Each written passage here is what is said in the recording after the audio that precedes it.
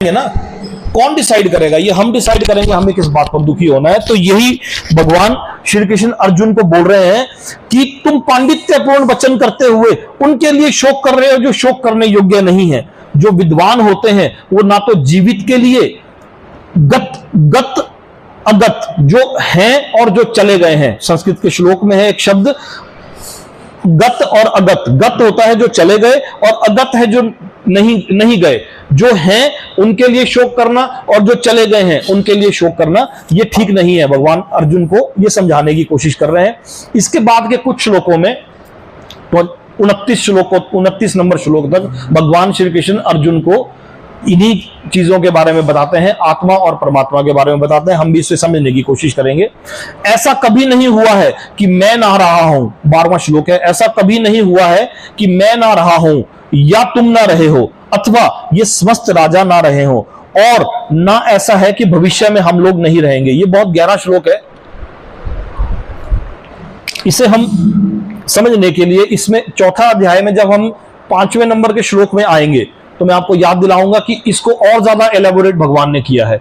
ऐसा कभी नहीं हुआ है कि मैं ना रहा हूं, ऐसा कभी नहीं हुआ है कि मैं ना रहा हूं, और ऐसा कभी नहीं हुआ कि मैं ना रहा हूं या तुम ना रहे हो अथवा ये समस्त राजा ना रहे हो, और ना ऐसा है कि भविष्य में हम लोग कभी रहेंगे। इसका मतलब है कि भगवान श्री कृष्ण कह रहे हैं कि हमारे निरंतर जन्म होते रहे हैं, हमारे निरंतर जन्म होते रहे हैं। आगे के श्लोकों को जब हम समझेंगे तो इस श्लोक को हम बहुत और ज्यादा क्लैरिटी के साथ समझ पाएंगे। जैसे 13 नंबर का श्लोक है, जिस प्रकार शरीरधारी आत्मा इस वर्तमान शरीर में बाल्यावस्था से तरुण अवस्था में और फिर वृद्धावस्था में निरंतर अग्रसर होता रहता है, उसी प्रकार मृत्यु होने पर आत्मा दूसरे शरीर में चला जाता है। धीर व्यक्ति ऐसे परिवर्तन से मोह को प्राप्त नहीं होता। ये 13वां नंबर का श्लोक है। इसको यदि हम थोड़ा सा इंग्लिश में, मैं चाहूंगा कि मैं एक बार आपको समझाने की, मैं बाल्यावस्था से तरुण अवस्था, बाल्यावस्था से तरुण अवस्था, इसका मतलब क्या है? फ्रॉम बॉडीहुड टू द यूथ, बचपन से जवानी, बाल्यावस्था से तरुण अवस्था में, और फिर वृद्धावस्था, and to youth to the old age, बचपन से जवानी और जवानी के बाद फिर बुढ़ापा में निरंतर अग्रसर होता है। The soul similarly passes into another body at death, उसी प्रकार हमारी आत्मा हमारे शरीर से निकल के दूसरे शरीर में प्रवेश कर जाती है आफ्टर डेथ। किसके death? After the death of body. आत्मा कभी नहीं मरती। आत्मा एक शरीर से निकल के दूसरे शरीर में प्रवेश कर जाती है, आत्मा कभी नहीं मरती। धीर व्यक्ति ऐसे परिवर्तन से मोह को प्राप्त नहीं होता। धीरस तत्र न मोह्यति। ऊपर आप संस्कृत में श्लोक में देखेंगे तो उसकी आखिरी लाइन में लिखा है धीरस तत्र न मोह्यति। आखिरी लाइन में धीरस तत्र न मोह्यति। धीर व्यक्ति ऐसे विषय से कभी भी मोह को प्राप्त नहीं होता। यहां भगवान ने के बोलने का भावार्थ है कि जो इस श्लोक को भगवान 11वें नंबर श्लोक से कनेक्ट कर रहे हैं। 11 नंबर श्लोक और 13वें नंबर श्लोक को अगर हम एक साथ लेके देखेंगे तो आपको इसको ज्यादा समझने में और ज्यादा आसानी होगी। जैसे कोविड के दौरान लगभग 11,000 बिजनेसमैनों ने सुसाइड कर लिया। कोविड के दौरान 11,000 बिजनेसमैन ऐसे थे जिन्होंने सुसाइड कर लिया, जो ये बोलते रहे कि हमारा बिजनेस बिल्कुल खत्म हो गया। VG Siddhartha, cafe coffee day का नाम सुना है? कैफे कॉफी डे का नाम सुना? कैफे कॉफी डे के जो चेयरमैन थे वीजी सिद्धार्थ, उन्होंने कोविड के दौरान सुसाइड किया और ये बोल के कि मैं एक सक्सेसफुल बिजनेस मॉडल बनाने में फेल हो गया। तो यहां पर भगवान ये इसको समझाने की भी कोशिश कर रहे हैं। ये श्लोकों में नहीं है। इसको अगर हम अपने जीवन के साथ जोड़ने की कोशिश करेंगे, समझने की कोशिश करेंगे तो हम इसको और अच्छे तरीके से समझ पाएंगे। क्योंकि जीवन में एक समस्या का एक समाधान नहीं है। जीवन में एक समस्या के, मैथमेटिक्स में एक समस्या का एक समाधान होता है। 2 + 2 4, एक सॉल्यूशन। अगर हम क्वेश्चन को सॉल्व करने की कोशिश करते हैं तो उसका एक सॉल्यूशन होता है, लेकिन जीवन ऐसा नहीं है। जीवन में एक समस्या के बहुत सारे आंसर्स हैं। कभी हमारे मन में आता है कि हमारे मन में कभी कोई नेगेटिव विचार आते हैं, ये आते हैं, तो उस समय सोचें कि क्या यही सॉल्यूशन था इसका, जो हम सोच के बैठ गए, क्या यही सॉल्यूशन है? ऐसा नहीं है। ऐसा नहीं है। एक प्रॉब्लम के बहुत सारे सॉल्यूशन होते हैं। फिल्म इंडस्ट्री की एक बहुत ही जानकार एक्ट्रेस प्रवीण बॉबी, प्रवीण बॉबी, जिसका भी पीछे कुछ समय पहले देहांत हुआ, वो आध्यात्म में आने की कोशिश की, बहुत तरक्की की, बहुत ऊपर पहुंची, किसी टाइम में काफी नाम हुआ। जिस समय उसका नाम, उसको डिफेम हो गया, की कोशिश की, नाकामयाब हुई। अध्यात्म में हर एक आदमी सक्सेस नहीं होता। कई बार अध्यात्म में जाने की कोशिश करने के बाद इंसान को वापस आ जाता है। वो वापस आई, शराब की लत पड़ गई और गैंग्रीन नाम की बीमारी, पैर इतने बुरी तरह से उसका सड़ गया, तीसरे दिन उनके घर का दरवाजा तोड़ना पड़ा और उसकी डेड बॉडी अंदर मिली। और जब पोस्टमार्टम हुआ तो पोस्टमार्टम में यह पता चला कि इन्होंने इतनी शराब पी रखी थी और 3 दिन से कुछ खाया नहीं था। इतनी, वो बाहर दूध की थैली और वो न्यूज़पेपर जब नहीं उठा के ले जाने लगे, तब जाके प्रवीण बॉबी को दरवाजा तोड़ा गया और बाद में पता चला कि ऐसा हुआ। तो यहां भगवान ये बोलने की कोशिश कर रहे हैं कि ये आत्मा मृत्यु के पश्चात दूसरे शरीर में चली जाती है। धीर व्यक्ति को ऐसे परिवर्तन से मोह को प्राप्त नहीं होना चाहिए। धीर व्यक्ति को धीरस्तत्र न मोह्यति, धीरस्तत्र न मोह्यति, यानी कि हमें कोई भी समस्या हमारे जीवन में आ जाए, हमें कभी भी उनसे परेशान नहीं होना चाहिए। इससे अगला श्लोक है 14वां श्लोक है। संस्कृत में अभी दीदी जी आएंगे, संस्कृत में वो कर लेंगे, हम फिलहाल हिंदी के तब तक वो कर लेते हैं। हे कुंती पुत्र, सुख तथा दुख का क्षणिक उदय तथा काल क्रम में उनका अंतर ध्यान होना सर्दी तथा गर्मी की ऋतुओं के आने तथा जाने के समान है। हे भरतवंशी, वे इंद्रिय बोध से उत्पन्न होते हैं और मनुष्य को चाहिए कि अविचल भाव से उन्हें सहन करना सीखे। आगाम होता है आना, और अपाइन यानी कि चले जाना। संस्कृत के श्लोक में है आगाम अपाइनो, आगाम अपाइनो, आना और जाना। हे कुंती पुत्र, सुख तथा दुख का क्षणिक उदय तथा काल क्रम में उनका अंतर ध्यान होना। ये थोड़ा सा मैं इंग्लिश में आपको समझाऊंगा तो आपको ज्यादा अच्छे से समझ आएगा। ओ सन ऑफ कुंती, हे कुंती पुत्र, the non permanent appearance of happiness and distress. काल क्रम में सुख तथा दुख का क्षणिक उदय तथा काल क्रम में उनका अंतर ध्यान होना सर्दी तथा गर्मी की ऋतुओं के आने जाने के समान है। The non permanent appearance of happiness and distress and their disappearance, उनका appearance is due course are like the appearance and disappearance of winter and summer seasons. यानी कि सुख तथा दुख का क्षणिक उदय तथा काल क्रम में उनका अंतर ध्यान होना, सुख का आना और सुख का चले जाना, दुख का आना और दुख का चले जाना, ये ऐसे हैं जैसे सर्दी के बाद गर्मी, गर्मी के बाद सर्दी। कोई भी सुख परमानेंट, एक बार किसी को कहा कि कोई ऐसी चीज मुझे लिख के दो कि जब मैं खुशी हूं, बहुत ज्यादा खुशी हूं और उसे पढ़ूं तो मुझे दुख हो जाए, और जब मैं बहुत ज्यादा दुखी हूं और उसे पढ़ूं तो मैं सुखी हो जाऊं। तो उसे लिख के दी गई 2 पर्चियां। एक बार वो बहुत सुखी था, बहुत खुश था, तो उसने वो पढ़ा, उसमें लिखा था ये वक्त चला जाएगा। तो जब उसने ये पढ़ा तो उसको पढ़ के दुखी हो गया।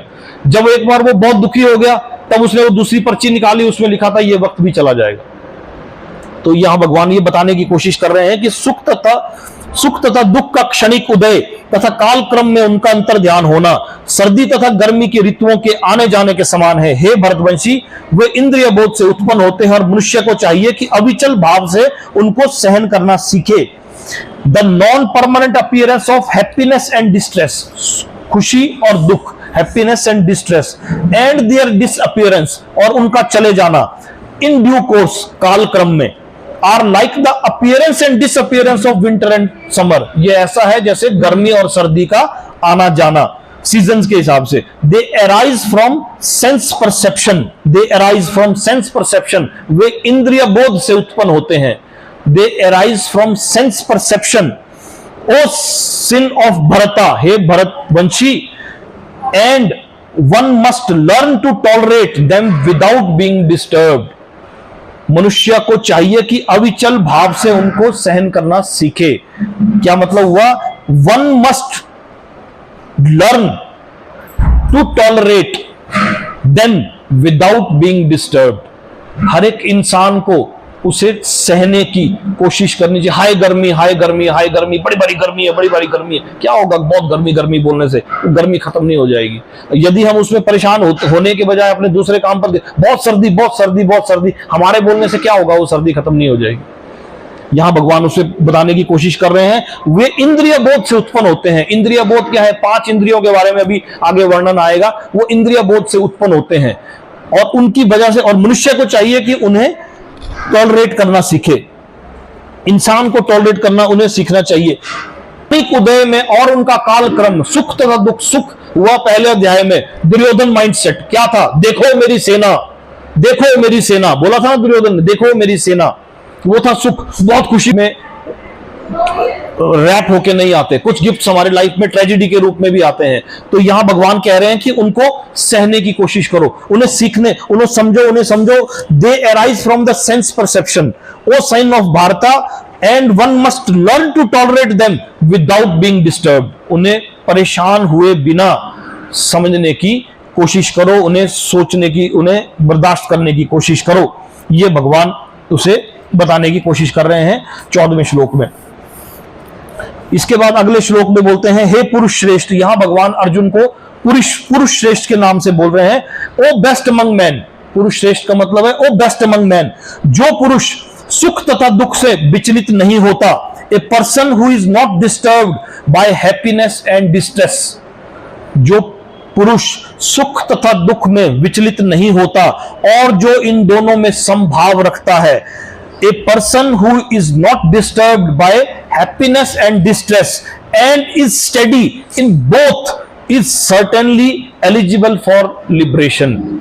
वो जो सुख और दुख में विचलित नहीं होता, वो और इन दोनों में समभाव रखता है, वह निश्चित रूप से मुक्ति के योग्य है। Is certainly eligible for liberation. यहां भगवान बोल रहे हैं कि ऐसा इंसान जो सुख और दुख में विचलित नहीं होता। हम लोग कितनी जल्दी सुख और दुख से विचलित हो जाते हैं। यहां भगवान ने पिछले श्लोक में कहा है कि आपको उसे बर्दाश्त करने की कोशिश करनी है, सहने की कोशिश करनी है। भगवान ने कहा है कि सुख तथा दुख का क्षणिक उदय तथा कालक्रम में उनका अंतर ध्यान हो जाना, ये ऐसे जैसे सर्दी और गर्मी की ऋतुएं हैं। भगवान कह रहे हैं कि आप उन्हें योग्य है। O best among men, a person who is not disturbed by happiness and distress, जो सुख और दुख में डिस्टर्ब नहीं होता। इज स्टेडी, था व्यक्ति मुक्ति के योग्य है। तो भगवान बोल रहे हैं कि आपको सुख और दुख में समभाव रहने की कोशिश करनी है, कोशिश करनी चाहिए, कोशिश करनी है। Don't pick up every battle that comes on your way. हर एक लड़ाई को, जैसे वो गधे और चीते वाली स्टोरी थी, बिना मतलब से घास हरी है, घास नीली है, बोले हाँ घास नीली है, इसको चीते को डालो, जेल में डालो। क्यों डालो? तू गधे से बहस कर रहा है। अरे तू गधे से क्यों बहस कर रहा है? जो गधे से बहस कर रहा है वो सबसे बड़ा गधा है, डालो उसको जेल में डालो। तो don't pick up every battle that comes on your way. आप हर लड़ाई को मत लड़ो। जो आपके रास्ते में समस्या आ रही है, आप देखो कि क्या यह समस्या सच में ऐसी समस्या है जो सच में मुझे परेशान करने वाली है। नहीं, जीवन में हर समस्या के बहुत समाधान है। एक समस्या का एक सोल्यूशन सिर्फ मैथमेटिक्स में होता है, लाइफ में ऐसा नहीं होता। लाइफ मैथमेटिक्स में क्या होता है, जिस सब्जेक्ट जीवन में, जब हमारे स्टूडेंट लाइफ है, स्टूडेंट लाइफ में हमारे लिए क्या है कि जब हम किसी सब्जेक्ट में हमारे 10 में से 3 नंबर आ रहे हैं, तो और किसी सब्जेक्ट में हमारे 10 में से 9 नंबर आ रहे हैं, स्टूडेंट लाइफ में हमें किस पर ज्यादा ध्यान देना है? 3 वाले पर। स्टूडेंट लाइफ में ऐसा ही है, जीवन ऐसा नहीं है, जिंदगी ऐसी नहीं है। जिस सब्जेक्ट में जब हम मैच्योर हो गए हैं, हम एडल्ट स्टेज में, हमारे जीवन में यदि हमारे किसी सब्जेक्ट में 3 नंबर आ रहे हैं, उसको डेलीगेट कर दो, डेफर कर दो, डेलीगेट कर दो, डिलीट कर दो, किसी और को दे दो। अगर आपको होगा मुझे खाना बनाना नहीं आता, मुझे मैगी और चाय बनाने के अलावा नहीं आती, मैं अगर कुकिंग में कोशिश कर लूंगा, कोशिश में तो हो सकता है मुझे 1 नंबर आ जाए, 2 नंबर आ जाए, तो मैं क्यों करूंगा? मैं कोशिश ही नहीं करूंगा। मुझे गीता समझने में कोशिश आती है, तो मैं इस चीज में अपने आप को आगे बढ़ाने की कोशिश कर रहा हूं। इसमें अगर मुझे आप लोगों ने मुझे नंबर देने हो, तो हो सकता है मुझे 7-8 नंबर दे दे। कुकिंग में मुझे नहीं आता, तो मुझे क्यों कोशिश करनी है? मैंने डेलीगेट कर दिया, डेफर कर दिया, किसी और को दे देंगे काम वो। तो जीवन और बचपन, स्टूडेंट लाइफ और प्रैक्टिकल लाइफ, एडल्ट लाइफ, दोनों में फर्क है। भगवान उसे यही बताने की कोशिश कर रहे हैं। Consistency leads to permanency. Consistency, हमें हमेशा कंसिस्टेंटली किसी काम को करना होगा, तभी हम किसी टारगेट तक पहुंच पाएंगे। एजुकेशन में, बच्चों के टाइम में हमें पढ़ाई में भी कंसिस्टेंसी बनाए रखनी होगी।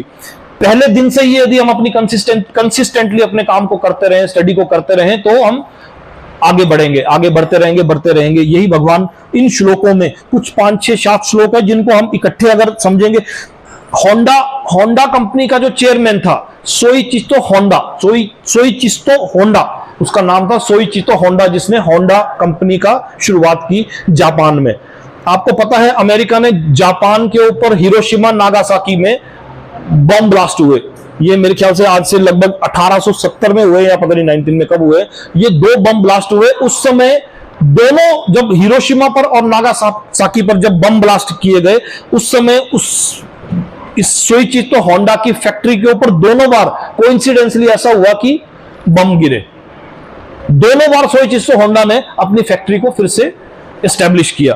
उसके बाद क्या हुआ कि दोनों बार हिरोशिमा नागासाकी के युद्ध के बाद फैक्ट्री एस्टेब्लिश होगी। जापान में उन दिनों बहुत ज्यादा अर्थक्वेक आते थे, आज भी आते, लेकिन आज की डेट में जापान ने अपने आप को इतना एस्टेब्लिश कर लिया है कि उन्होंने अपनी बिल्डिंग्स को ऐसा बना दिया है कि 9 पैमाने तक का, रिक्टर स्केल पर 9 तक का भी भूकंप आ जाएगा तो भी वहां की बिल्डिंगें नहीं गिरेगी। उस समय वो टेक्नोलॉजी नहीं थी, तीसरी बार भूकंप आया, उसकी फैक्ट्री वो बर्बाद हो गई। तो सोइचितो होंडा से किसी ने, प्रेस रिपोर्टर ने पूछा कि अब आप क्या करोगे, 2 बार आपकी फैक्ट्री वॉर में बर्बाद होगी, तीसरी बार अब आप क्या करोगे। उसने बोला मेरी फैक्ट्री बर्बाद हुई है, मेरा कॉन्फिडेंस बर्बाद नहीं हुआ है, मेरा फिर से फैक्ट्री बनाई, फिर से दोबारा से वो फैक्ट्री, आज तभी होंडा कंपनी पूरी दुनिया में पहुंच पाई। जापान से ये शुरू हुई थी। फेलियर का सबसे बड़ा उदाहरण कौन है, कोई बता सकता है कि जीवन में फेलियर का सबसे बड़ा उदाहरण कौन है? Thomas Alva Edison. कौन था थॉमस एल्वा एडिसन? तो बता सकता है थॉमस एल्वा एडिसन कौन था? थॉमस एल्वा एडिसन जिसने बल्ब का आविष्कार किया। उसके पास कोई वो नहीं था कि बल्ब, इससे पहले भी बल्ब, दुनिया सोचती थी कि जीवन ये लालटेन और मोमबत्ती से ही कटेगा। उसने सोचा कि मैं बल्ब बनाऊंगा, बल्ब जैसी कोई चीज बन सकती है। और 1870 में बल्ब का आविष्कार करते समय, करते कि आपको मालूम है कि बल्ब का आविष्कार करते हुए 1 बार, 2 बार, 3 बार, 100 बार, 150 बार, 400 बार, 500 बार, 999 बार आविष्कार करने के बाद बल्ब का आविष्कार हुआ था। यस और नो? यस और नो? नो। 999 नहीं, 2999, 4999 नहीं, 9999 बार बल्ब का आविष्कार करने के बाद जाके बल्ब का आविष्कार हुआ था, तब जाके बल्ब बना था। तो जब थॉमस एल्वा एडिसन से किसी ने पूछा कि आपके अंदर इतनी फेलियर से लड़ने की क्षमता कैसे आई, कहां से आई, ये मैं आपको पहले बता चुका हूं कि थॉमस एल्वा एडिसन भी उन लोगों में से थे जो भगवद गीता को पढ़ते थे। उसने कहा कि आपके अंदर इतनी फेलियर से लड़ने की क्षमता आपके अंदर कहां से आई? 9999 बार आप फेल हुए, तो उसने बोला मैं तो कभी फेल हुआ ही नहीं, मैंने तो 9999 तरीके सीखे जिनसे बल्ब नहीं बन सकता। मैं तो जीवन में कभी फेल हुआ ही नहीं, मैंने जीवन में 9999 ऐसे तरीके सीखे जिनसे बल्ब नहीं बन सकता। तो ऐसे कॉन्फिडेंस हमारे अंदर आएगा, तभी जाके हम, भगवान क्या बोल रहे हैं कि जो पुरुष सुख तथा दुख में विचलित नहीं होता। क्या आपको लगता है 9999 आविष्कार करती बार उसके अंदर सुख और दुख नहीं आया होगा, ऋतुएं नहीं चेंज हुई होगी, लेकिन वो फिर भी स्टेडीनेस के साथ लगा रहा, तब आज हम लोग बल्ब का आविष्कार हुआ, उसके बाद दुनिया और आगे बढ़ी। 90 साल पहले की बात, आज से 90 ईयर्स पहले, 92 ईयर्स पहले की बात है। 3 गोल्ड मेडल किसी ने हमारे हिंदुस्तान को दिलाए थे ओलंपिक में, हॉकी में 3 गोल्ड मेडल किसी ने हमें दिलवाए थे। उसका नाम था मेजर ध्यानचंद। मेजर ध्यानचंद, जो कि बाद में खेल रत्न अवार्ड भी उन्हें मिला था, और आज भी खेल रत्न जो अवार्ड है वो मेजर ध्यानचंद खेल रत्न अवार्ड के नाम से दिया जाता है। उन्होंने हॉकी में हिंदुस्तान को 3 गोल्ड मेडल दिलाए थे। 1870 की बात है, 1870 में एडिसन की बात है, 90 साल पहले की बात है जिन्होंने 3 गोल्ड मेडल। उनकी हॉकी को नीदरलैंड में तोड़ा गया था। वो हॉकी को ऐसे चलाते थे जैसे लगता था कि मैग्नेट है उनकी हॉकी में। उनको मैग्नेट मैन कहा जाता था, मैग्नेट मैन। उसके हॉकी में अगर एक बार गेंद आ गई तो आप समझ लोगे वो गेंद छूट नहीं सकती उसके आगे। उनकी हॉकी को नीदरलैंड में तोड़ा गया, जर्मनी में तोड़ा गया, ऑस्ट्रिया में, ऑस्ट्रेलिया नहीं, ऑस्ट्रिया में उनकी 4 हाथों की मूर्ति आज भी बनी हुई है। आज से 90 साल पहले उस मूर्ति को आज भी उन्होंने रिस्टोर करके रखा हुआ है। उनके 4 हाथ बनाए गए और उनकी 4 हाथों में हॉकी स्टिक दी गई। हॉकी स्टिक देके उनको बताया गया कि ये ऐसा आदमी, जो आदमी 4 हाथों से हॉकी चलाता है, उसकी हॉकी को नीदरलैंड में तोड़ा गया, जर्मनी में तोड़ा गया और ऑस्ट्रिया में। और ये बताने के लिए कि ये इतना पावरफुल है कि उसके हाथ से स्टिक, वो लोग बोलते थे कि वो आपकी हॉकी में कहीं चुंबक तो नहीं है, उन्हें खेल रत्न अवार्ड से सम्मानित किया गया। 1928 में एम्स्टर्डम में, 1932 में लॉस एंजलिस में और 1936 में से बर्लिन से, इन तीनों कंट्रियों से जीत के उन्होंने 3 गोल्ड मेडल लाए हिंदुस्तान के लिए। हिटलर जो कि उनका बहुत बड़ा फैन था, हिटलर बहुत बड़ा फैन था। लता मंगेशकर के बारे में हम जानते हैं, लगभग 1000 गाने लता मंगेशकर ने अपने पूरे कैरियर स्पैन में गाए, 36 भाषाओं में, 70 साल की उम्र में। अभी पीछे लता मंगेशकर जी का देहांत हुआ, तो उन्होंने 70 साल की उम्र में 36 भाषाओं में 1000 से ऊपर गाने गाए। क्या उनको कभी ये परेशानी नहीं हुई होगी? उनको लता मंगेशकर का इंटरव्यू यदि कभी मौका मिला तो मैं आपको सेंड करूंगा। लता मंगेशकर हर इंटरव्यू में कहती थी, लता की समस्या सिर्फ लता को ही मालूम है। लता मंगेशकर की बहन आशा भोसले अपने सेक्रेटरी के साथ बहुत छोटी उम्र में शादी कर ली। उनकी मदर को पालने के लिए, उनकी मदर की देखभाल करने के लिए लता मंगेशकर ही थी। लता मंगेशकर ने अपने सारे जीवन में शादी नहीं की, इसलिए कि वो अपनी माँ की देखभाल कर सके। अर्निंग मेंबर के तौर पर उन्होंने कमाना शुरू किया, घर में कोई और था नहीं, तो वो बार बार अपने इंटरव्यू में कहते, क्या उनके साथ ये नहीं हुआ होगा? हे पुरुष श्रेष्ठ जो सुख और दुख में विचलित नहीं होता, क्या कभी लता मंगेशकर को सुख और दुख नहीं आया होगा? आज उन्हें इतने award, Guinness book of world Ratna, Bharat Ratna का अवार्ड उन्हें मिला, Guinness book of world record में उनका नाम है, शामिल है। तो क्या उनको कभी परेशानी नहीं हुई होगी? लेकिन धीरज तत्र न मोह्यते, भगवान ने पिछले श्लोक में कहा, धीरज तत्र न मोह्यते, सुख और दुख में जो विचलित नहीं होता और जो दोनों में समभाव रखता है, वह निश्चित रूप से मुक्ति के योग्य है। यहां पर हमने 15 श्लोक तक किया, अब आप आगे एक बार संस्कृत में हम कर लेंगे। हमने 12 तक किया था, आज 12 से आगे हम कर लेंगे। कितनी देर तक हम चला सकते हैं इसको, तो आप बताएंगे तो हम उतनी देर तक ही चलाएंगे आज, क्योंकि सभी लोग थके हुए हैं काफी देर से। आप बताओ कि क्या 10 मिनट, 15 मिनट, 20 मिनट, आधा घंटा, कितनी देर चलाना चाहेंगे? आधा घंटा बैठ सकते हैं आप, और आधा घंटा बैठ सकते हैं, आधा घंटा लगा सकते हैं, चलेगा? ठीक है।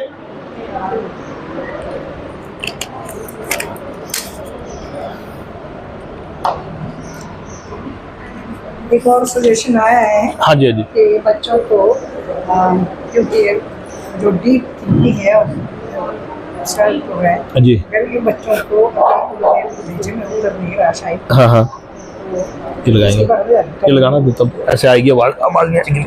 हाँ जी, तो आगे से हम करेंगे ऐसा कि बैठ के मीटिंग करेंगे, तो मीटिंग करके देखेंगे कि बच्चों के लिए सेशन का टाइमिंग बैठ के मीटिंग करेंगे बाद में, तो आप लोगों को सूचित किया जाएगा।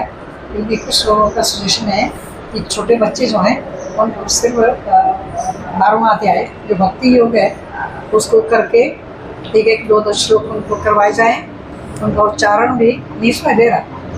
आ रही होगी, आ रही आवाज, आ रही है, बोलो, आ रही आवाज सबको। तो जो छोटे बच्चे हैं, जो तो बड़े बच्चे हैं ना, उनको तो समझ आ जाएगा कि जैसे डीप मीनिंग है, डीप थिंकिंग है, how to live, how to behave, how to lead your life, जो भी है, जो आपके फील्ड है, जो भी है।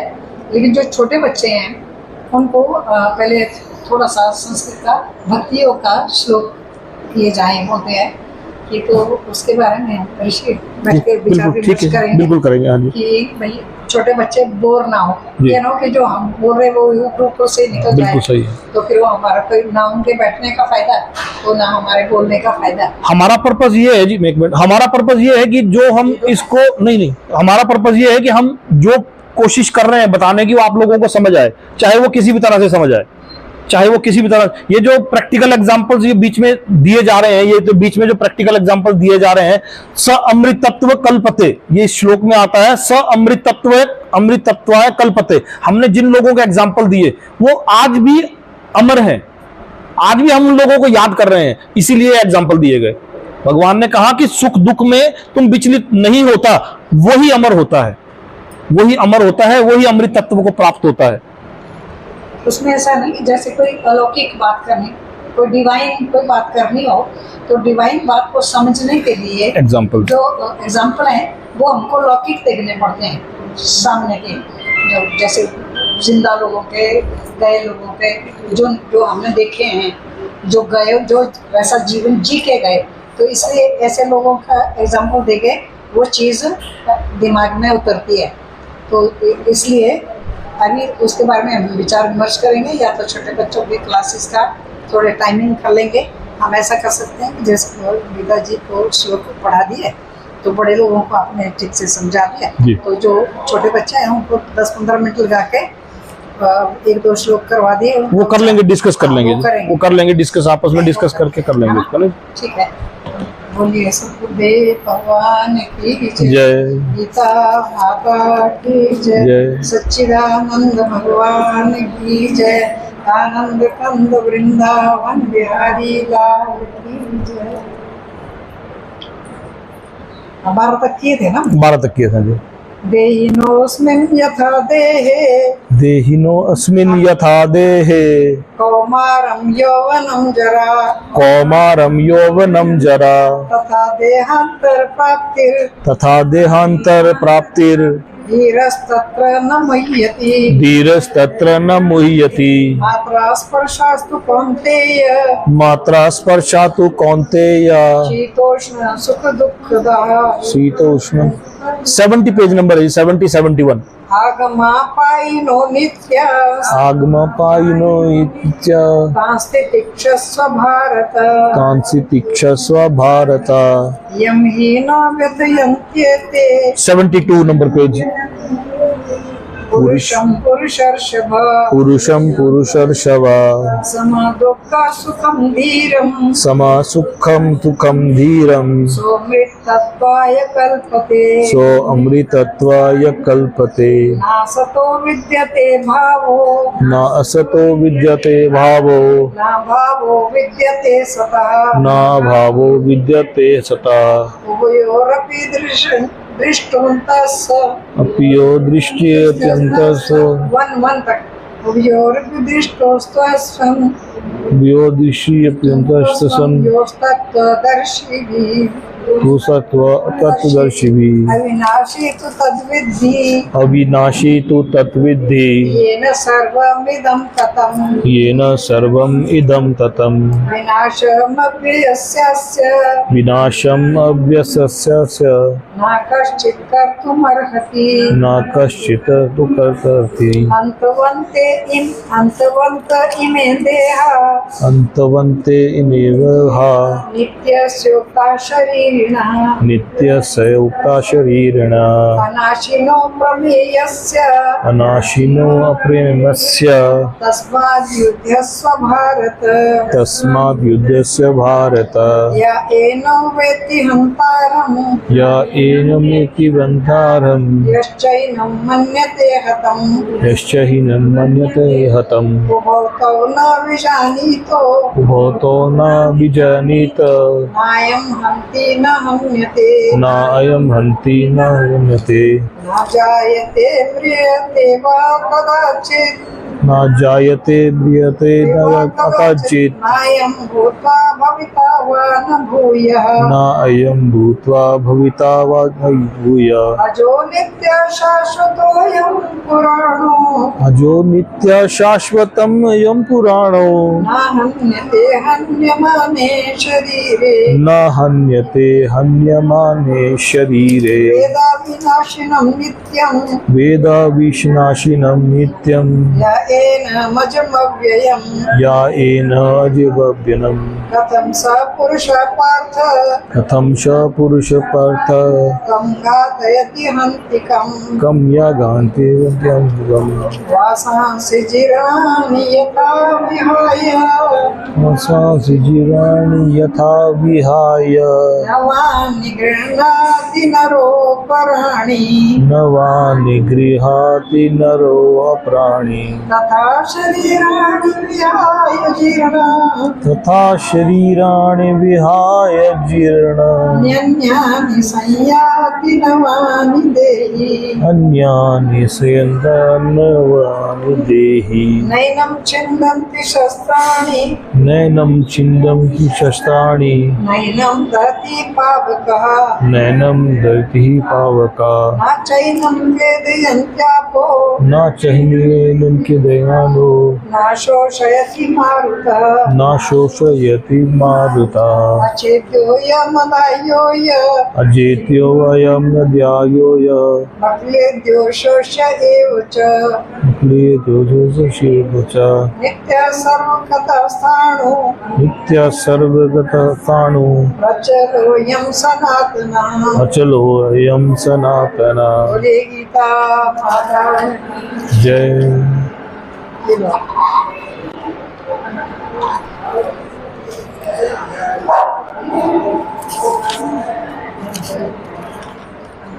हमने 14 श्लोक तक 14वें श्लोक तक हमने कर लिया था। ये पेज नंबर 72 पे है हम इस समय।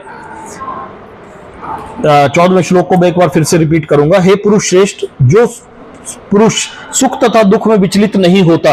ये इतने एग्जाम्पल्स इसलिए दिए गए कि इन लोगों के जीवन में भी बहुत समस्याएं आई होंगी। ये विचलित नहीं होता और इन दोनों में समभाव रहता है। जैसे वो सोई चीज तो होंडा के बारे में बता बर्बाद हुई है, मेरा कॉन्फिडेंस बर्बाद नहीं हुआ है। इन दोनों में समभाव नहीं रखता, वह निश्चित रूप से मुक्ति के योग्य है। सो अमृतत्व कल्पते, इसका मतलब है कि वही ऐसा ही व्यक्ति अमर होता है। तो जिन लोगों के हम आज नाम ले रहे हैं वो अमर है, वो आज भी अमर है। श्री महाराज जी आज हमारे बीच में अमर है। श्री महाराज जी आज भी अमर है। क्यों? क्योंकि उन्होंने हमारा भी ये फर्ज है कि हम उनके आदेशों को थोड़ा सा आगे बढ़ाने की कोशिश करें। 16वां श्लोक आता है, तत्वदर्शियों ने ये भगवान श्री कृष्ण अर्जुन को बता रहे हैं, क्योंकि अर्जुन ने अपने आप को सरेंडर किया है और भगवान श्री कृष्ण उसे पहले तरीके से आत्मा के विषय से समझाने की कोशिश कर रहे हैं कि आत्मा अमर है, आत्मा नहीं मरती। तू जिन्हें मारने के बारे में सोच रहा है वो शरीर है। आत्मा को तो तू मार ही नहीं सकता, ना तो तू आत्मा को पैदा कर सकता है, ना तू आत्मा को मार सकता है। आत्मा नहीं मरती। तो यहां भगवान इसे फिर बताते हैं, तत्वदर्शियों ने यह निष्कर्ष निकाला है कि असत यानी कि मटेरियल बॉडी, भौतिक शरीर। असत का मतलब होता है भौतिक शरीर। तत्वदर्शियों ने यह निष्कर्ष निकाला है कि असत का तो कोई चिरस्थायित्व नहीं है, किंतु यानी कि आत्मा अपरिवर्तित रहता है। उन्होंने इन दोनों की प्रकृति के अध्ययन द्वारा यह स्पष्ट निष्कर्ष निकाला है। ये हिंदी में था, मैं इसको थोड़ा सा चाहूंगा कि आपको इंग्लिश में भी बताने की कोशिश करूं, ये आपको और अच्छे तरीके से समझ आएगा। Those who are seers of the truth have concluded, यानी कि तत्वदर्शी जो ट्रुथ को जानते हैं, सच्चाई को जानते हैं, they have concluded, उन्होंने ये निष्कर्ष निकाला है, that of the non existence यानी कि मटेरियल बॉडी, जिसे कि मटेरियल बॉडी कहा गया है, असत, non existence, there is no endurance and of the eternal यानी कि सोल का तो कोई चिरस्थायित्व नहीं है, यानी कि is no endurance and of the eternal, और जो सत्य है यानी कि आत्मा, देयर इज नो चेंज।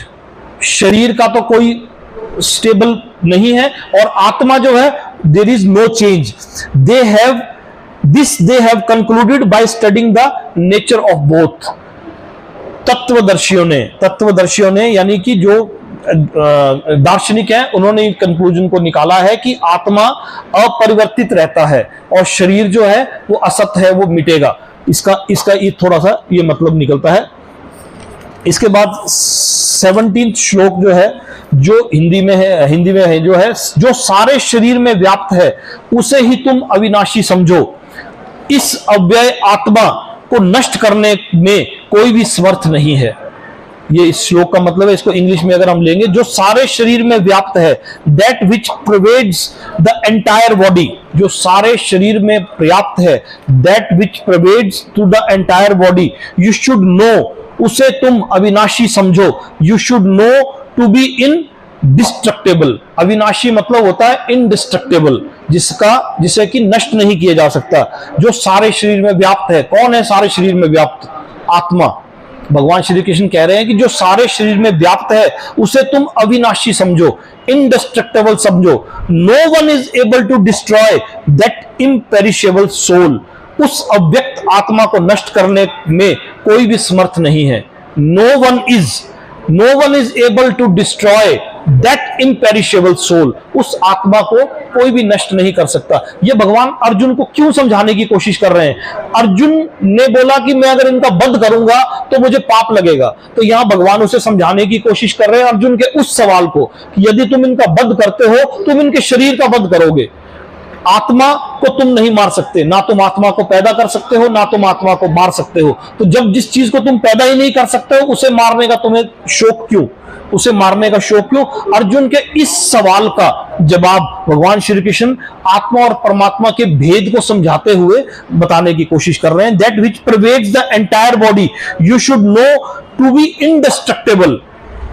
जो साथ, तुम कौन होते हो उसे मारने वाले? तुम उसे मार नहीं सकते, तुम इसका शौक मत करो। यहां भगवान अर्जुन को अर्जुन के सवाल का जवाब आत्मा और परमात्मा के भेद समझाने से कर रहे। सामान्य से सामान्य व्यक्ति भी समझ सकता है कि भौतिक शरीर चेतना रहित होने पर मृतक हो जाता है।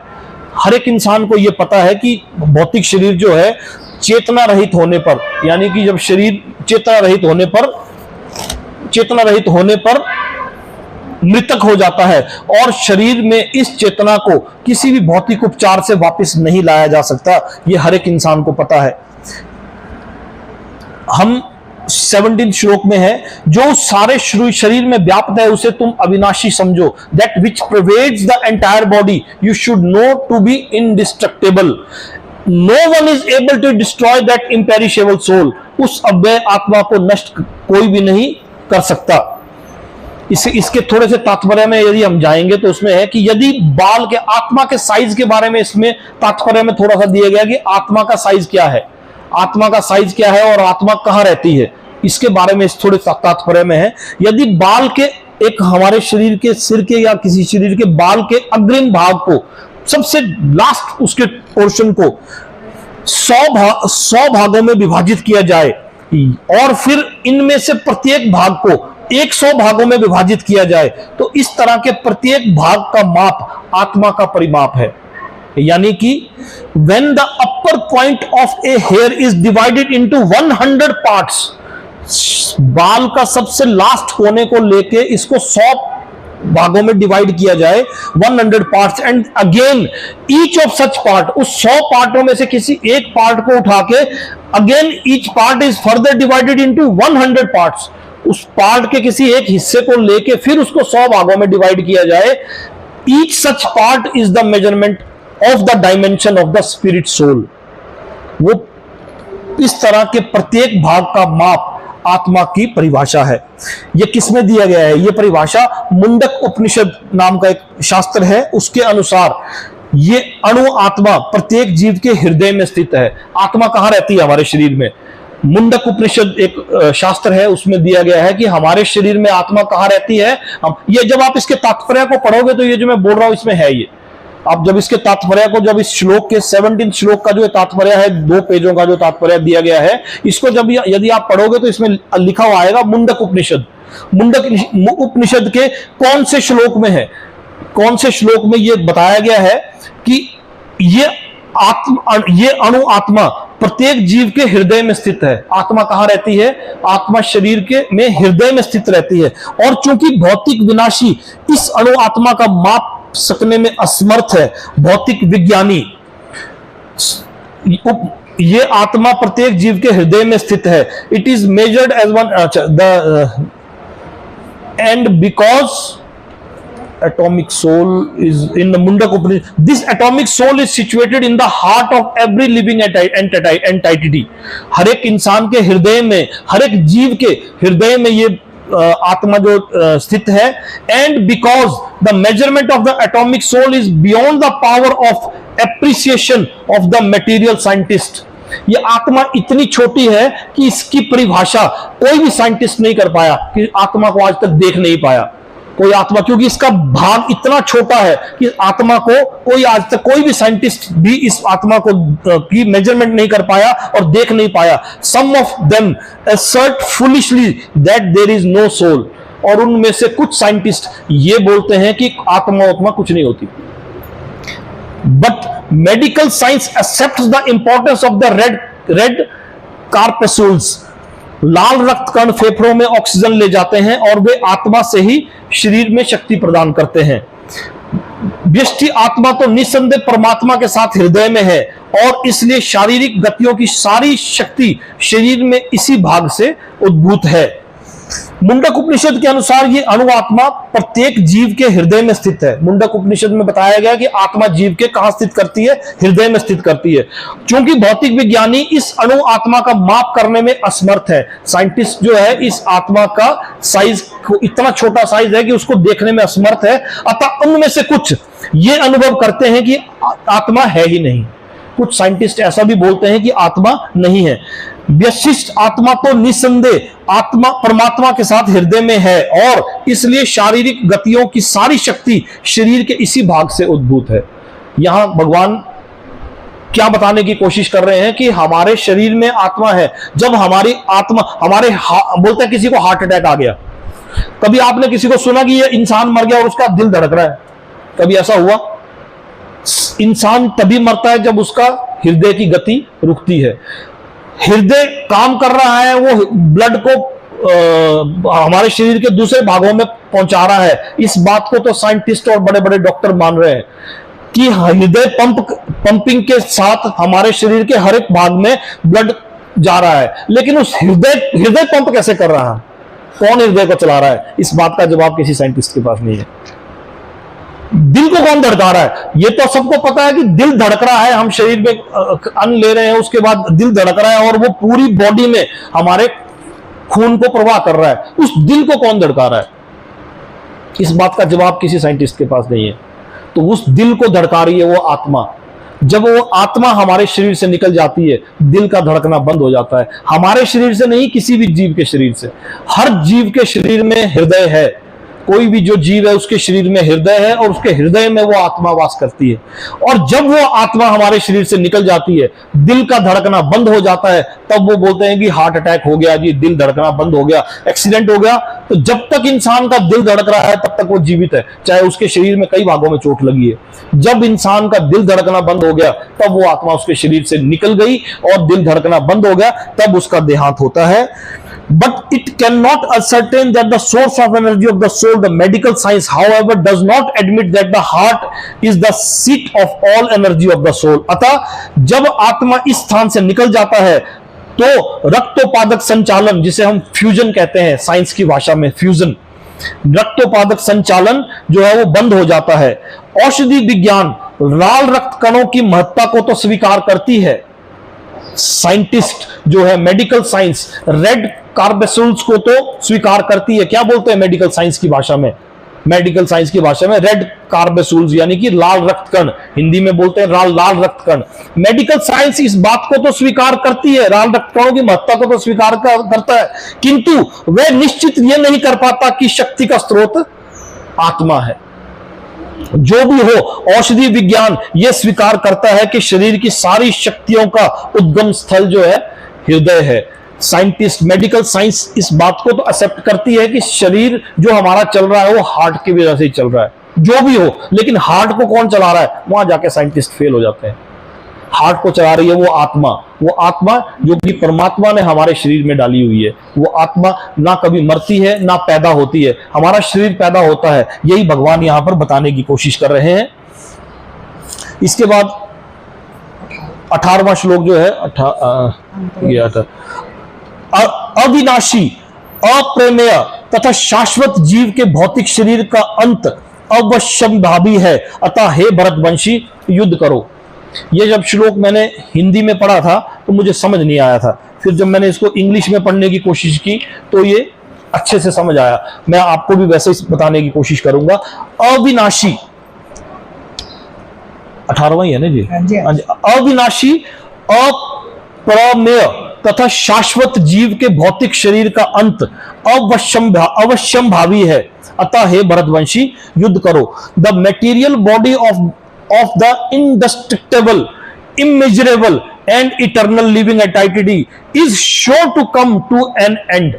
यानी कि इंसान का शरीर या किसी भी जानवर का शरीर, कोई भी शरीर है जो हुआ है, पैदा हुआ है, वो अंत को जाएगा। Is sure to end. Therefore, oh fight therefore fight O descendant of Bharat, इसलिए हे भरतवंशी उठो और युद्ध करो।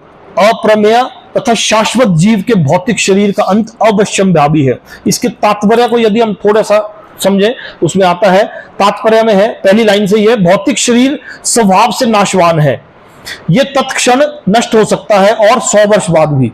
भौतिक शरीर तत्क्षण यानी कि इमीडिएटली, बोलते हैं कि बैठे बैठे बंदे को हार्ट अटैक आ गया, वो तत्क्षण भी नष्ट हो सकता है और 100 वर्ष बाद भी। यह केवल समय की बात है, इसे अनंत काल तक बनाए रखने की कोई संभावना नहीं है। कोई ऐसी मेडिकल साइंस में कोई ऐसा वो नहीं है कि हम शरीर को अनंत काल तक बनाए रखें। शरीर का अंत होगा ही होगा, ये कोई भी ऐसा नहीं है। जिसने जीवन जन्म लिया है उसका मृत्यु निश्चित है, किंतु आत्मा इतना सूक्ष्म है कि इसे शत्रु देख भी नहीं सकता, मारना तो दूर रहा। जब इसे शत्रु आत्मा को देख भी नहीं सकता तो आत्मा को कैसे मार सकता है। जैसा कि पिछले श्लोक में कहा गया है कि यह इतना सूक्ष्म है कि इसे मापने की बात भी कोई सोच नहीं सकता। अतः दोनों ही दृष्टि में शोक करने का कारण नहीं है, क्योंकि जीव जिस रूप में है या तो उसे मारा जा सकता है, ना ही शरीर में उसका समय कुछ समय या स्थायी रूप से बचाया जा सकता है। हम चाहकर भी आत्मा को शरीर में कुछ देर के लिए भी नहीं रख सकते। ये भगवान इस श्लोक के तात्पर्य में बताने की कोशिश करते हैं। 19 श्लोक में है, जो इस जीवात्मा को मारने वाला समझता है तथा जो इसे मरा हुआ समझता है वो दोनों ही अज्ञानी है। यहां भगवान अर्जुन को बता रहे हैं तू अज्ञानी है। तभी भगवान ने पीछे कहा था तू बातें तो पांडित्यपूर्ण बातें करता है, लेकिन ऐसे मूर्खों की जैसी बातें क्यों समझ रहा है, मूर्खों की जैसी बातें क्यों कर रहा है। जो इस जीवात्मा को मारने वाला समझता है तथा जो इसे मरा हुआ समझता है वो दोनों ही अज्ञानी है, क्योंकि आत्मा ना तो मरता है और ना ही मारा जा सकता है। Neither he who thinks the living entity the slayer, nor he who thinks it slain is in knowledge, nor the self slays nor it slains। यानी कि जो इस जीवात्मा को मारने वाला समझता है तथा जो इसे मरा हुआ समझता है वे दोनों ही अज्ञानी हैं, क्योंकि आत्मा ना तो मरता है और ना ही मारा जाता है। 20वां श्लोक है, आत्मा के लिए किसी भी काल में ना तो जन्म है ना मृत्यु। बहुत मुश्किल हो रहा होगा आप लोगों को समझ आना, ये अर्जुन को भी समझ नहीं आया था। ये हम आप तो बहुत तुच्छ कोटि के प्राणी हैं, अर्जुन तो। एक बात हमने बोली थी पीछे भी आपको कि एक बार घर से पढ़ के आना, मेरे को लगा किसी ने होमवर्क नहीं किया। कोई बात नहीं, कोशिश करना, पढ़ने की, स्टडी करने की कोशिश करना। जो पिछले श्लोक हमने पढ़े होते हैं उनके तात्पर्यों को आप पढ़ने की कोशिश करें। उनके तात्पर्यों में आपको इसका मीनिंग बहुत अच्छे तरीके से समझ आएगा। मुश्किल है ये जो आत्मा परमात्मा ये सब मैं बताने की कोशिश कर रहा हूं, बहुत मुश्किल है, ये समझ आना आसान नहीं है, बहुत मुश्किल है। ये सबके लिए बहुत मुश्किल है, बहुत आसान नहीं है। अर्जुन को भी समझ नहीं आया था। अभी अर्जुन आगे जाके बोलता है कि जो आपने बोला है आत्मा परमात्मा मुझे कुछ समझ नहीं आया। उसको नहीं समझ आया तो हमें कहां से समझ आएगा, लेकिन क्योंकि हमने पढ़ना है। आत्मा के लिए किसी भी काल में ना तो जन्म है ना मृत्यु है, वह ना तो कभी जन्मा है ना जन्म लेगा, और वह अजन्मा है, नित्य शाश्वत तथा पुरातन है। शरीर के मारे जाने पर भी वह मारा नहीं जाता। एक्चुअल में भगवान अर्जुन को यह बताने की, समझाने की कोशिश कर रहे हैं इन श्लोकों के माध्यम से कि तू घबरा मत, तू इनको मार रहा है, तू इनकी आत्मा को नहीं मार सकता। आत्मा ना पैदा होती ना मरती है। For the soul there is neither birth nor death at any time. आत्मा के लिए किसी भी काल में ना तो जन्म है ना मृत्यु है। For the soul there is neither birth nor death at any time. किसी भी काल में आत्मा के लिए ना तो जन्म है ना तो मृत्यु है। वह ना तो कभी जन्मा है ना जन्म लेता है। He has not come into being, does not come into being. वो ना तो कभी जन्मा है और ना तो कभी जन्म लेता है। वह अजन्मा है and will not come into the being. He is unborn. He means आत्मा, ही यहां पर आत्मा के लिए कहा गया है। वह अजन्मा है, नित्य शाश्वत तथा पुरातन है। ही इज अनबॉर्न, अजन्मा, unborn, eternal, eternal, ever existing. अजन्मा, नित्य, शाश्वत, इसका मतलब है unborn, eternal, ever existing and primeval तथा पुरातन है। शरीर के मारे जाने पर वह मारा नहीं जाता। He is not slain when the body is slain. उनके शरीर के मारे जाने पर भी वह मारा नहीं जाता। ये 20 श्लोक है, हम यहीं तक करेंगे आज क्योंकि थोड़ा सा मुश्किल होगा इसको समझना। अभी आने वाले जो 8-10 श्लोक है वो भी ऐसे ही हैं। वो भी ऐसे ही हैं जिनको आप थोड़ा सा बोल सकते हो कि बोरिंग भी बोल सकते हो, और ये समझने में मुश्किल है। और ये सबसे गहरे श्लोक है, इनको समझना बहुत मुश्किल है, बहुत मुश्किल है। आसानी से आपको ये समझ नहीं आएंगे। 8 बार, 10 बार, 15 बार, 20 बार कहीं जाके इन श्लोकों को समझोगे, प्रैक्टिकल जीवन के साथ उतारने की कोशिश करोगे, तब जाके कहीं समझ आएंगे, तब जाके ये समझ आते हैं। श्लोक ये इतनी आसानी से समझ आने वाले नहीं है। जब ये दूसरा अध्याय हमारा खत्म होगा तो उसके बाद एक इसकी लर्निंग्स को जो मैंने सीखा था वो मैंने अपने नोट्स में उतारा था, इन नोट्स में उतारा था। उसमें क्या लिखा था मैंने, समझ नहीं आया ना, आगे 3-4 क्वेश्चन मार्क यहां लिखा, देखो समझ नहीं आया। जैसे आपको और मुझको ये समझ नहीं आया, उसी तरह 5200 साल पहले अर्जुन को भी कुछ समझ नहीं आया था। यह अध्याय बहुत गहरा अध्याय है।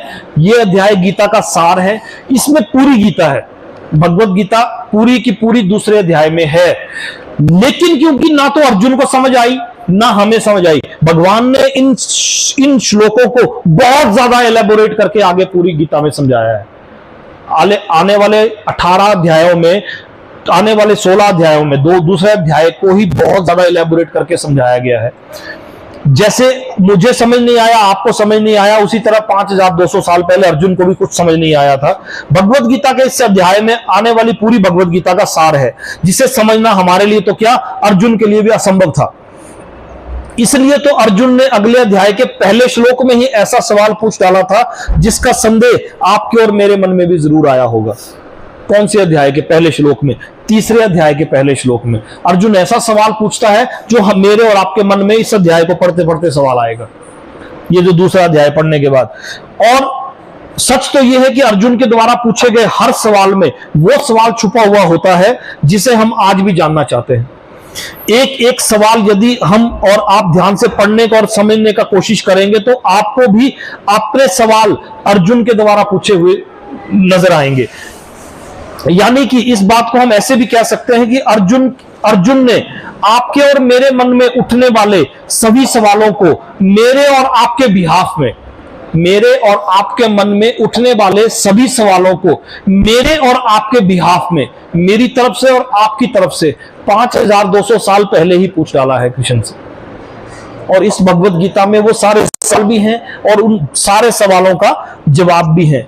5200 साल पहले ही पूछ डाला है और कृष्ण के द्वारा दिए गए जवाबों में वो सभी आंसर छुपे हुए हैं, जिन्हें ध्यान से पढ़ने की यदि हम कोशिश करेंगे, ध्यान से सुनने की यदि हम कोशिश करेंगे, तो आपको भी अपने सवालों के जवाब धीरे धीरे मिलने शुरू हो जाते हैं। जैसा कि हम पहले ही जान चुके हैं कि केवल 5% ही लोग हैं जो दूसरे अध्याय को पूरा पढ़ पाते हैं। हम लोगों ने कभी, आप लोगों ने, बहुत लोगों ने भगवत गीता को पढ़ने की कोशिश की होगी। पहला अध्याय तो आप सबने बहुत आराम से, शौक से पढ़ा होगा, लेकिन जैसे ही दूसरे अध्याय में आत्मा और परमात्मा आई ना, तो हमने बंद कर दी। तो वो केवल 5% ही ऐसे लोग हैं जो दूसरे अध्याय को पूरा पढ़ पाते हैं। तो हम और आप उन खुशनसीब लोगों में से होंगे जो इस दूसरे अध्याय को पढ़ पाएंगे, सुन पाएंगे। केवल 5%। 100 लोग सुनने की कोशिश करते हैं, पहले अध्याय को 100 लोग सुनते हैं क्योंकि वो ड्रामेटिकल जैसा है। ये हुआ, दुर्योधन ने ये बोला, अर्जुन ने ये बोला, ऐसा बोला, वो बोला, रथ आया, शंख बज गए, ये हो गया, नगाड़े बज गए, ढोल बज गए, अर्जुन ने ये बोला, वो बोला, जब इनको मारूंगा। वो पहला अध्याय 100% लोग जो गीता पढ़ने की कोशिश करते हैं पढ़ पाते हैं। 5% ही ऐसे लोग हैं जो केवल दूसरे अध्याय तक पहुंच पाते हैं और दूसरे अध्याय को पूरा कर पाते हैं। दूसरा अध्याय खत्म करने के बाद केवल 2% ही ऐसे लोग रहेंगे जो तीसरे अध्याय को पढ़ पाएंगे। नहीं पढ़ पाते, बहुत मुश्किल है। लेकिन वो जो 2% लोग रहते हैं, दूसरा और तीसरा अध्याय पढ़ने के बाद वही पूरी भगवत गीता को पढ़ पाते हैं। तो हम कोशिश करेंगे हम उन 2% लोगों में आने की। ये इतना टिपिकल है भगवत गीता के दूसरे और तीसरे अध्याय को समझना, सच में बहुत ज्यादा मुश्किल है। 5% लोग ही ऐसे हैं दूसरा अध्याय पढ़ते हैं और केवल 2% ही खुशनसीब ऐसे लोग अध्याय हैं जो दूसरे अध्याय से लेकर अंत तक इसे पढ़ने में कामयाब हो पाते हैं। कर्म करोगे तो हो सकता है फल मिले या हो सकता है फल ना मिले, लेकिन अगर कर्म ही नहीं करोगे तो फल कहां से मिलेगा। कोशिश करेंगे भगवत गीता के 700 श्लोकों की, तो हो सकता है मुझे और आपको ये समझ आ जाए, लेकिन यदि कोशिश ही छोड़ दी तो जीवन भर 700 श्लोकों का अर्थ समझ ही नहीं पाएंगे।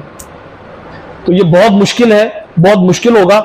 बहुत ज्यादा श्लोक अगर मैं आत्मा और परमात्मा के बारे में पढ़ने की कोशिश करूंगा तो आप लोग परेशान हो जाएंगे, बोर हो जाएंगे। हम आज 24 तक ना करके 20 श्लोक तक ही करेंगे क्योंकि सब थके हुए भी हैं, समय भी ज्यादा है। लेकिन ये आप मान के चलिए कि ऐसा नहीं है कि आपको समझ नहीं आ रहा है, ये ऐसा नहीं है कि मैं नहीं समझा पा रहा हूं, ये सच में मुश्किल था, ये सच में मुश्किल है, बहुत मुश्किल है।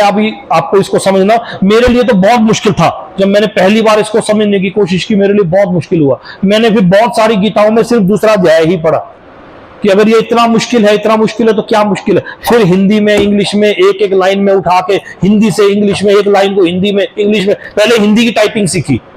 ये गीता मैंने खुद टाइप की हुई है, ये मेरे अपने हाथों से टाइप की हुई है। मैंने हिंदी की टाइपिंग सीखी पहले, मैंने पहले इसको लिखने के लिए हिंदी की टाइपिंग सीखी।